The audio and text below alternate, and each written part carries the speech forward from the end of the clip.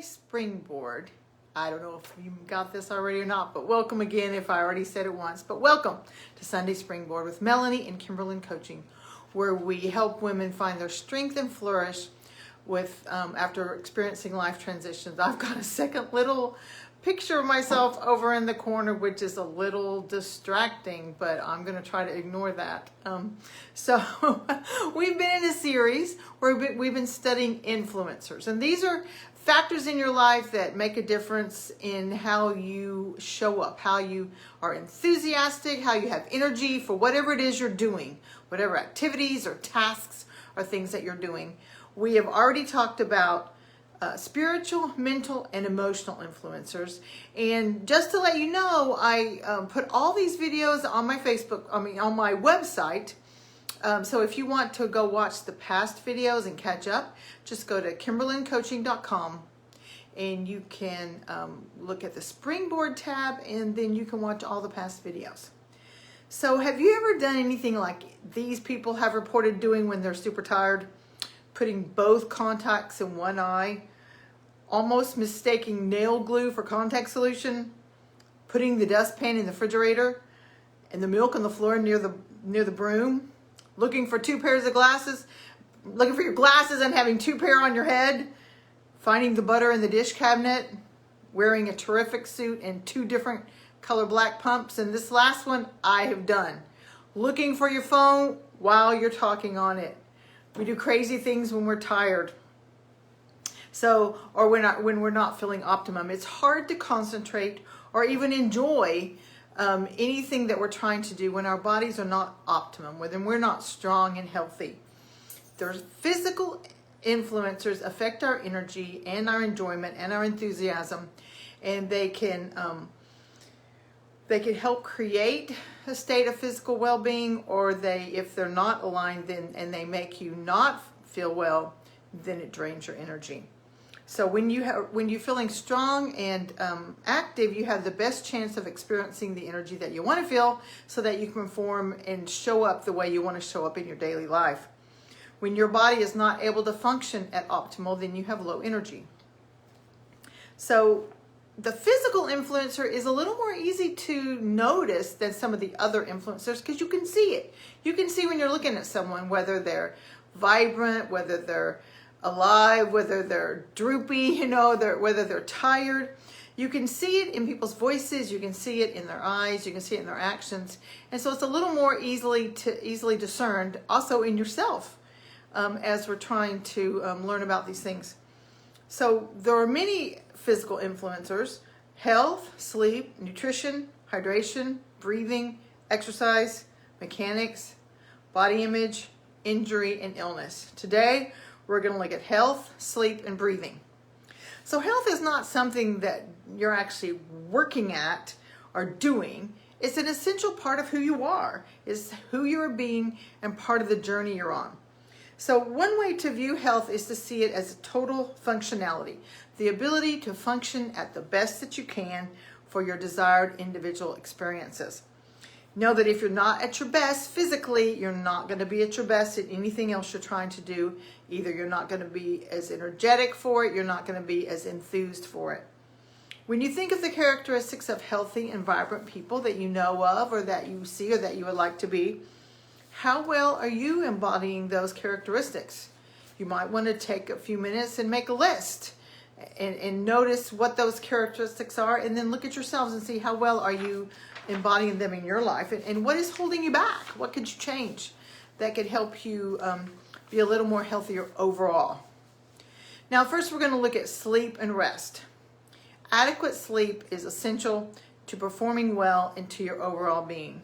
Now, I have to confess to y'all that this is an area that I have to strive in. I am often not getting enough sleep.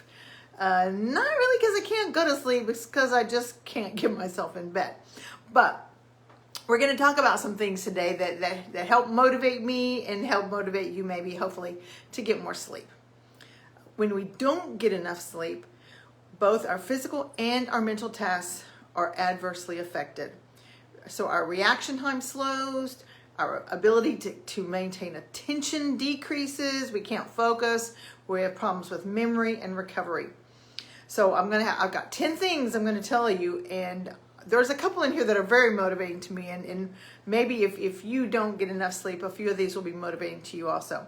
So number one, a lack of sleep is in this list of things that a lack of sleep does for you. Number one, sleepiness causes accidents.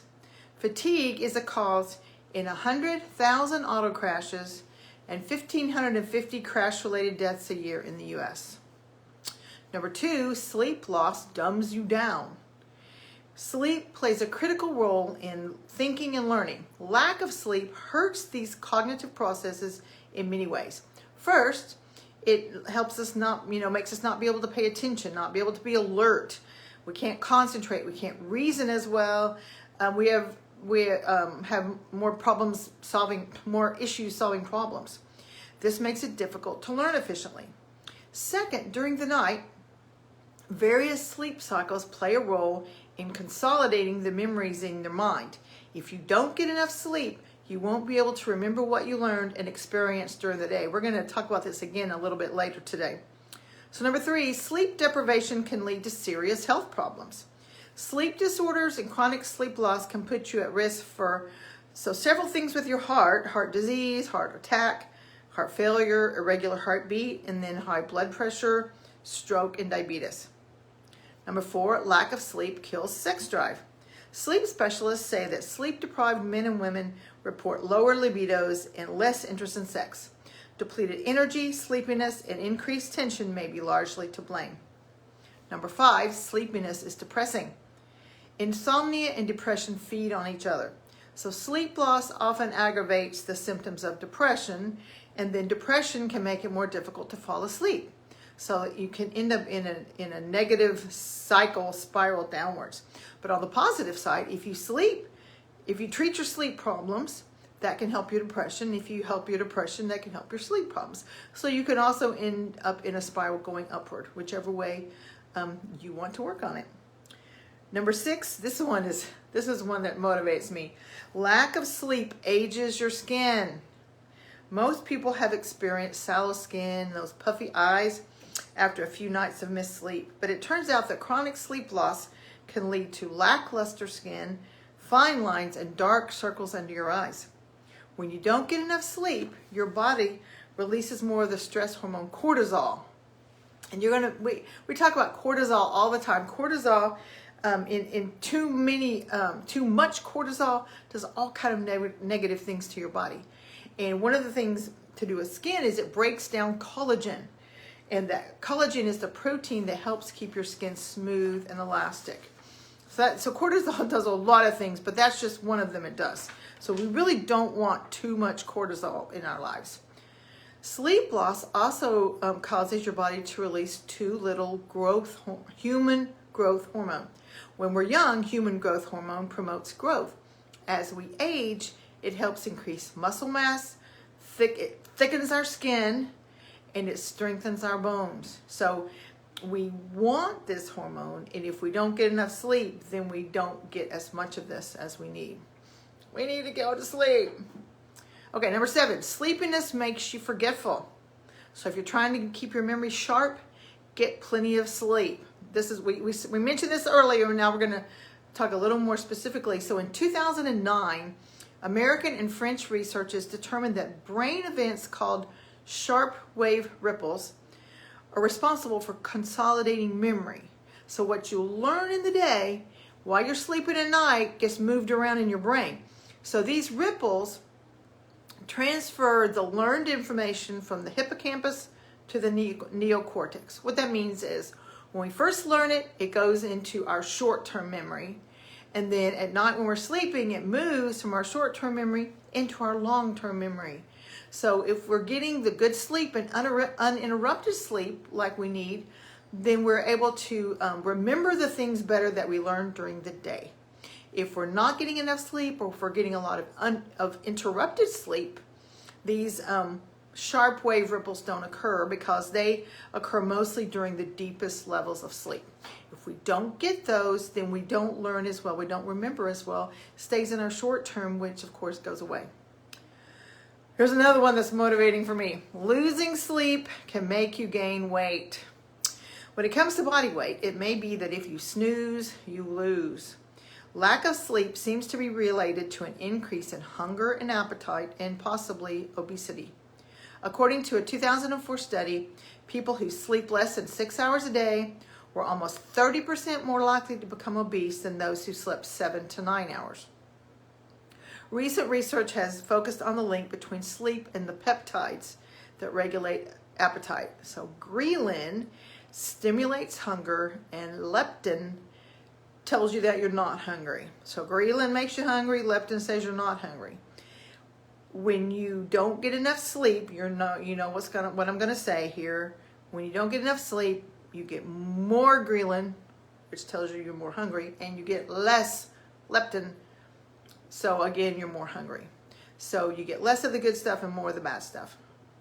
I might have said that wrong, but hopefully you'll know. So you get more ghrelin and less leptin.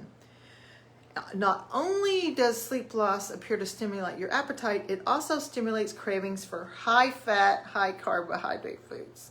I hate that. Anyway, so again, let's get some sleep going on. Number 9, lack of sleep may increase risk of death. So in a Whitehall 2 study, British researchers looked at how sleep patterns affected the mortality of more than 10,000 British civil servants over 2 decades. The results, published in 2007, showed that those who had cut their sleep from 7 down to 5 hours or fewer a night nearly doubled their risk of death from all causes. And in particular, it definitely doubled the risk of death from cardiovascular disease.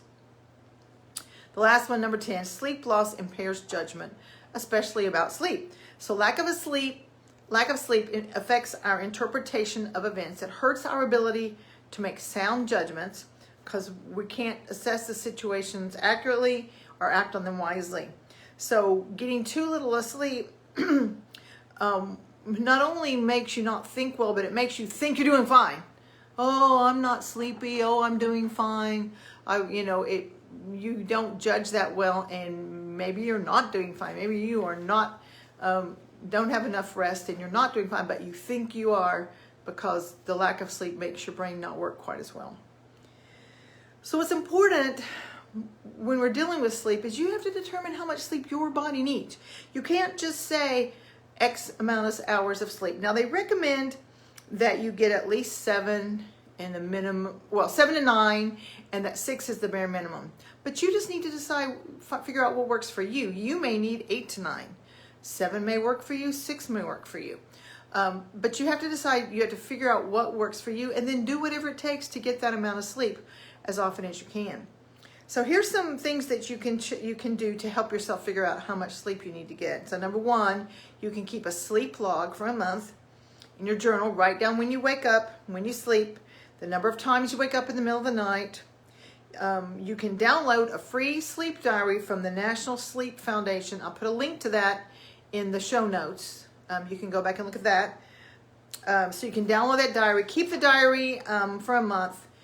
Keep track of any disturbances that occur and any factors that seem to help you fall asleep and stay asleep, such as light, noise levels, times you go to sleep, activities immediately preceding sleep. Maybe you're drinking too much caffeine, or you probably all heard about this, that the light on our screens, on our phones or our iPads or whatever, the bright light wakes us up. So if you're going to be on your screen into the evening, go to dark mode. Make it go dark so your brain can start calming down and realize, hey, it's nighttime, I need to go to sleep. And so each day, keep track of how you feel, what level you think your predominant energy is, how you perform, and any other factors you think may be affected by your sleep habits.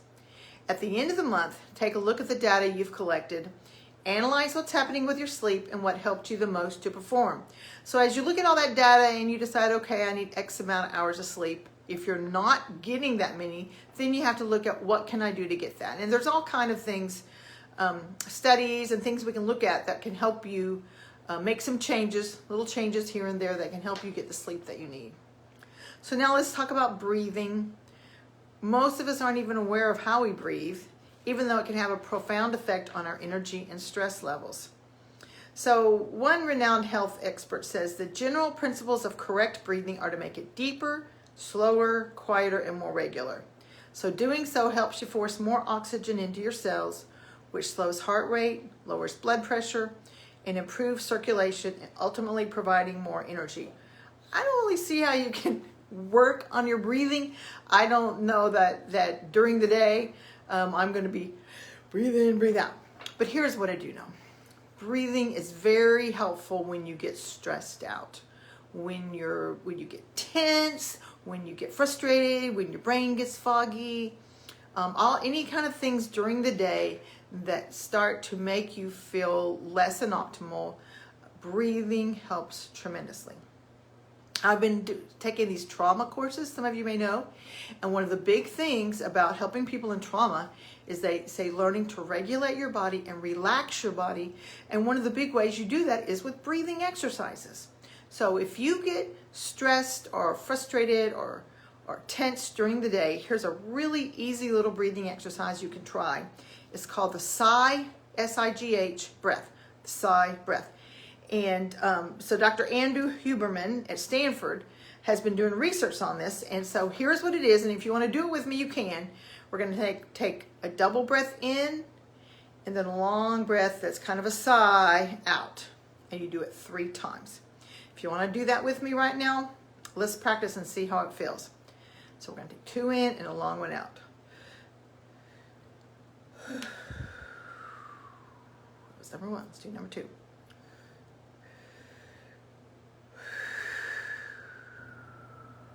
Number 3.